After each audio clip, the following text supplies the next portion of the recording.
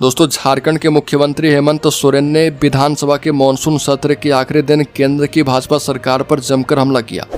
उन्होंने कहा कि 130वां संविधान संशोधन विधेयक लाकर केंद्र सरकार कोई बड़ा छुपा हुआ खेल खेल रही। साथ ही उन्होंने भाजपा पर झारखंड और आदिवासियों के साथ लगातार धोखा करने का आरोप लगाया।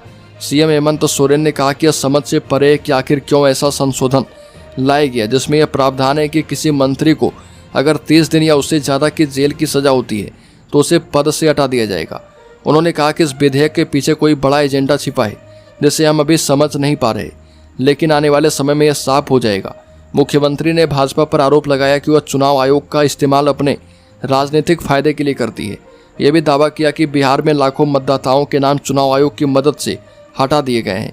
इतना ही नहीं, उन्होंने कहा कि जो भी केंद्र सरकार का विरोध करता है उसे ईडी, सीबीआई और आयकर विभाग जैसी एजेंसियों के जरिए झूठे मामले में फंसा दिया जाता है। सोरेन ने यह भी कहा कि केंद्र सरकार ने चुनाव आयोग को ऐसा कानून बनाकर सुरक्षा दी है कि मुख्य चुनाव आयुक्त और चुनाव आयुक्तों को उनके कार्यकाल के दौरान लिए गए फैसले के लिए कोई कानूनी कार्रवाई का सामना भी अब नहीं करना पड़ेगा। सीएम ने भाजपा पर आदिवासियों के नाम पर दिखावटी राजनीति करने का आरोप लगाया।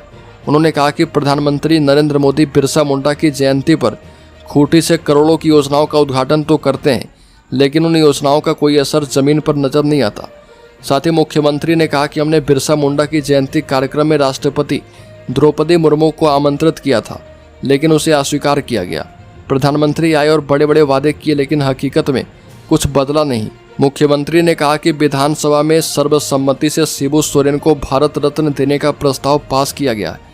झामुमो संस्थापक और उनके पिता शिबू सोरेन को भारत रत्न दिया जाए, लेकिन मुख्यमंत्री ने कहा कि उन्हें शक है कि केंद्र सरकार यह सम्मान देगी, क्योंकि वो वही नहीं करते जो कहते हैं। अच्छे काम करने वालों को कभी सम्मान नहीं मिलता। जैसे लद्दाख के पर्यावरण कार्यकर्ता सोनम वांगचुक को पद्म सम्मान नहीं दिया गया, बल्कि उनके संस्थान को ही परेशान कर दिया गया। तो दोस्तों, इस खबर में इतना ही। झारखंड से संबंधित हर एक न्यूज़ को पाते रहने के लिए सब्सक्राइब करें और बेल आइकन जरूर दबा लें।